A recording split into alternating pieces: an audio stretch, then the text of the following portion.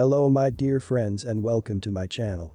Don't forget to make yourself a cup of tea if you want, because today we have very interesting stories, and one of them is a story about a woman who demanded she stay in the hotel and then put her child in danger. Please subscribe if you haven't and I hope you'll enjoy it. M is manager, EP is entitled parent. I'm a full-time student at a state university. To make extra money, I take classes in the afternoon and work mornings in a donut shop near my house. A few days ago, my manager and I were getting ready to open shop. I get there at around 5 a.m. and the store opens to the public at 5:30, so there is a solid 30 minutes of prep work, brewing coffee, organizing displays, etc. However, we typically don't have customers until about 6 a.m., which gives us a bit of window to finish up the less important of our opening tasks, such as, hint hint, preparing and setting out samples. For our samples, we usually take one of our flavor of the day donuts, a special flavor that we only have on that particular day of the week, cut it into bite-sized chunks, and put them on a sample tray on the counter for customers to try. I am getting ready to do just that when a woman, late 20s, maybe early 30s, and her child, 5 to 6-ish, walk into the store at about 5:35 a.m. Me and my manager share a quick look of mild surprise, as it is a bit unusual to see someone in here so early, especially with a child. To put it into perspective, typically the only people here this early are the occasional firemen, police officers, teachers, etc. Still, no biggie. Since I was already in the middle of something, my manager goes to greet them and take their order, and I get back to getting the samples ready. I take out a donut and set it on the display plate, only to realize I forgot a knife. EP, who has been texting since she walked in and shows no sign of looking up, even to place her order, proceeds to get 9 dozen donuts, an order that by all means should have been called in ahead of time and requires 3 of our largest boxes. Hearing this, I move the display tray to the side of the counter and behind the boxes of tissue paper we use to grab the donuts, as I don't want it to get in the way of my manager while she boxes up the order. I then go back and grab a knife from the kitchen, a trip that took 15 seconds max, only to return to see the sample plate is empty. Confused, I look at the open boxes to see if perhaps my manager grabbed it while filling the order.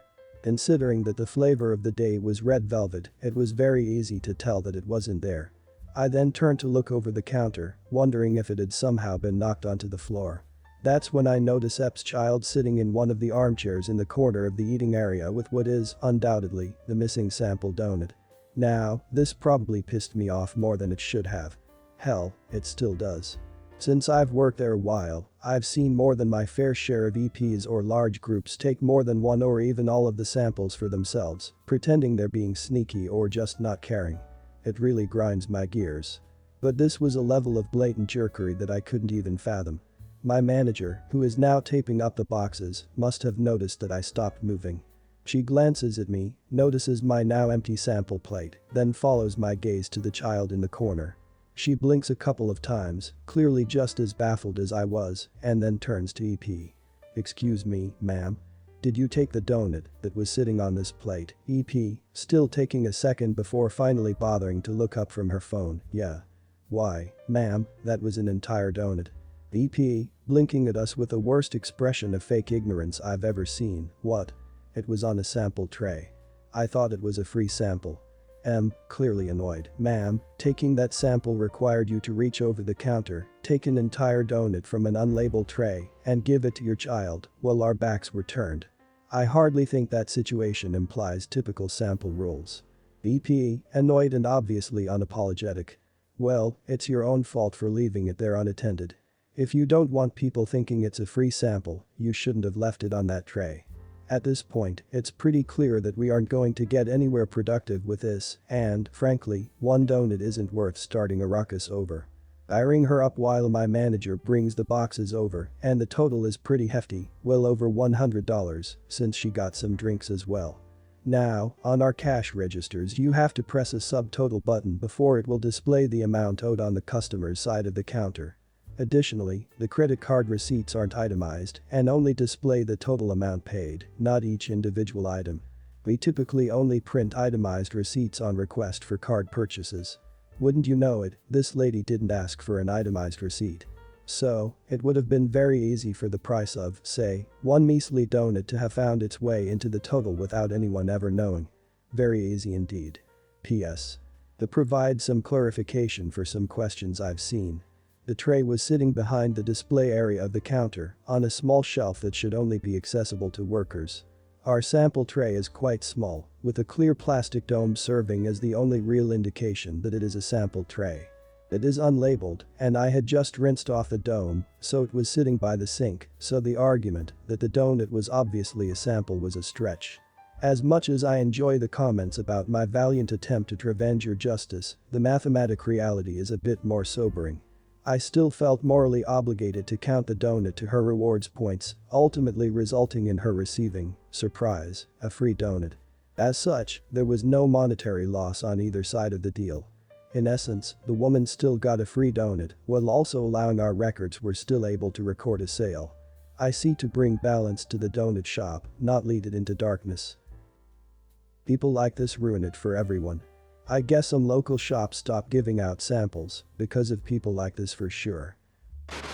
When I was 16, I'm 20 now for context, I used to work at a very local hotel, since I just dropped out of sixth form, the British version of a stage before college. I took on a lot of roles, and it was extremely hard work, unsociable hours, god-awful pay and harsh management. After working there for about a year, the general manager came up to me and offered me some hours down in our leisure area, which I graciously accepted as any simple-minded desperate for money person would.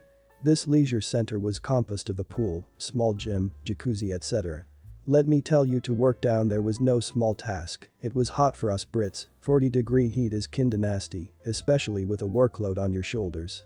Whilst on shift downstairs you were in charge of maintaining the pool, cooking, cleaning, taking calls, providing show around for potential members and stuff like that. We offered a range of memberships to best suit most people, ranging from families to pensioners living off their pensions. Now then, the fun part. It was a very hot day, so I'm talking sweat everywhere. I was going about my duties of mopping the floor by the jacuzzi when I make out a small kid looking through the window, face and hands pressed against the glass, which I had polished about 10 minutes prior. No biggie L, we were all kids once, and notice he's with someone, so I stop what I'm doing and head to the reception desk to greet them. I was greeted by the full Monty Karen herself, needs no explanation, so I smiled, said hi, and asked how I could help. Can you let us in? Charlie, not real name, wants to swim. That's fine madam, are you staying at the hotel? No, in a time that made it sound like I insulted her intelligence. Oh okay, are you a member? Of course not. Your prices are far too ridiculous.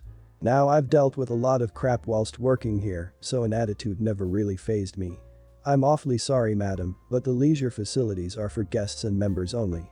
Are you freaking serious? Do you know how far I've driven to be here? I'm meeting my friends upstairs in the lounge in literally 10 minutes.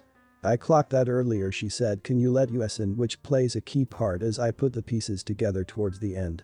After a bit of back and forward and a lot of cursing in my direction, she finally left with the kid, vowing she'd have my job for this. Whatever, everyone says that, but they never follow through, I thought. So I carried on about my business, sweating, cleaning, cooking, looking after the regulars who knew me very well as the night slowly came to a close. So by now everyone is either getting changed to leave or have already left, so the pool is silent along with every else. So I'm in the gym, wiping down the equipment when I hear a random splosh. So I turn around and head out to the poolside where I see a fully clothed kid sinking to the bottom of the deep end whilst trying to get air.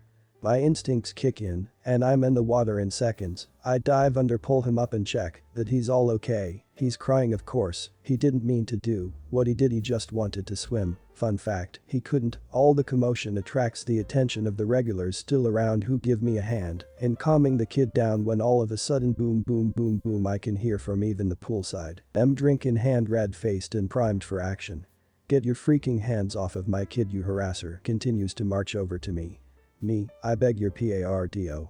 Attempts to straight up swing for me whilst I'm tending her kid. Luckily the regulars step in and keep her from trying to maul me.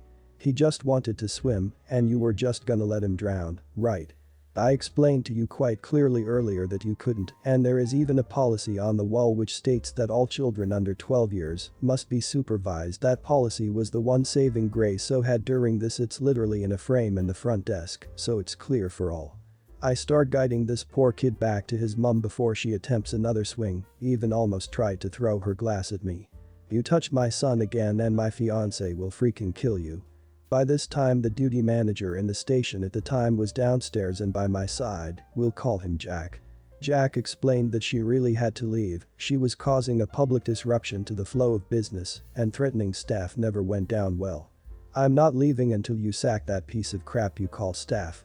Well, you'll be here a long time, but if it'll help improve the situation, you can happily explain your behavior to the police who have been called during this period. Well, that was it. All wide-eyed and tipsy she yanked Charlie away and stumbled off in a quick-paced march to her fellow Karen troupe who were waiting for her at the entrance, and they vanished super fast. Jack checked that I was okay and if I was good at closing up and everything, to which I replied yeah and continued closing. The regulars wished me well and brought me in a box of chocolates and a crate of beer the following evening. We had that sort of relationship where we all knew what each other liked. I handed in my notice a few months after that because the money just wasn't good enough and crap like that was becoming all too common, but this story always crops up every now and again during story time. Moral of the story: don't work in the hotel industry. Good job for saving the little kid, OP. I hope the poor kid doesn't grow up to be a Karen.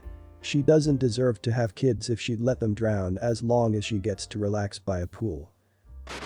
This happened a while back, I can't give an exact time frame, but I was relatively young, maybe 9 or 10. My aunt's life wasn't a picture of stability back then, and her house had burned down recently, another good story I have about her.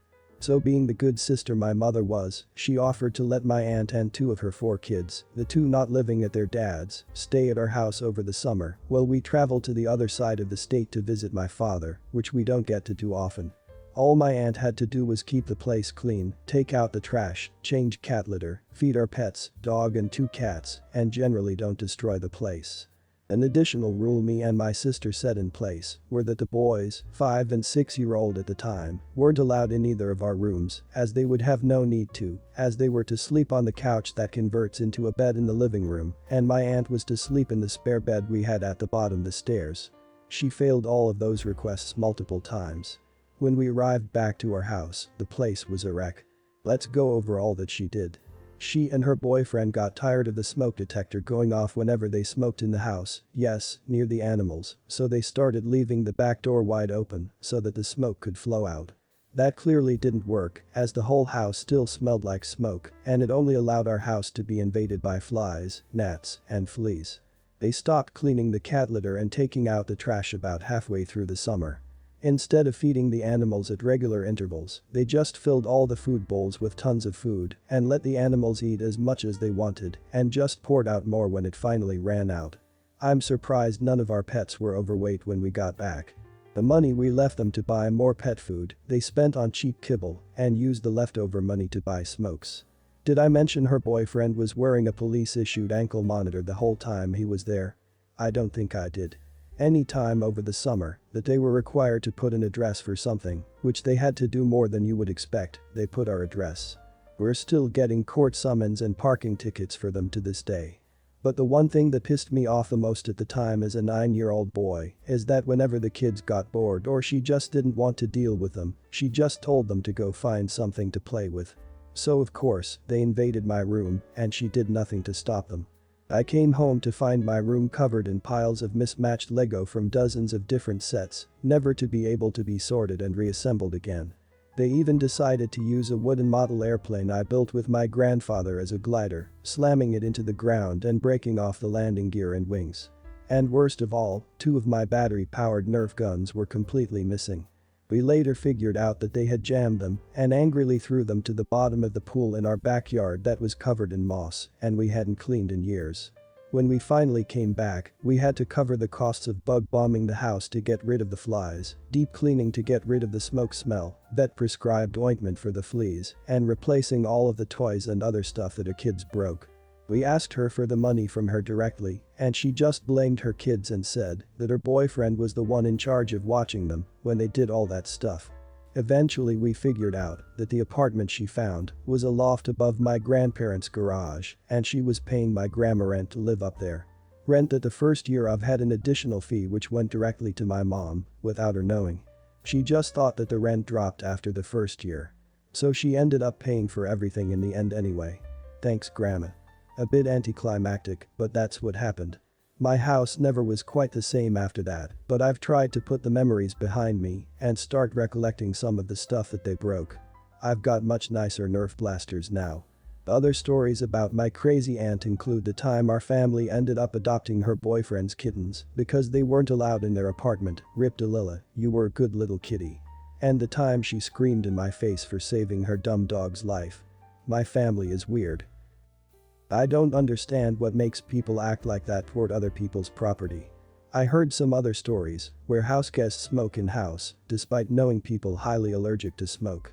They left ash burns in the carpet. Well guys, that's it for today. If you end up enjoying this video please consider subscribing, and if you missed the last episode on the channel I'm gonna link it right here. The story is about a man with his girlfriend who refused to move out OP's house and did inappropriate things. Check this out if you haven't, and I'll see you in my next video.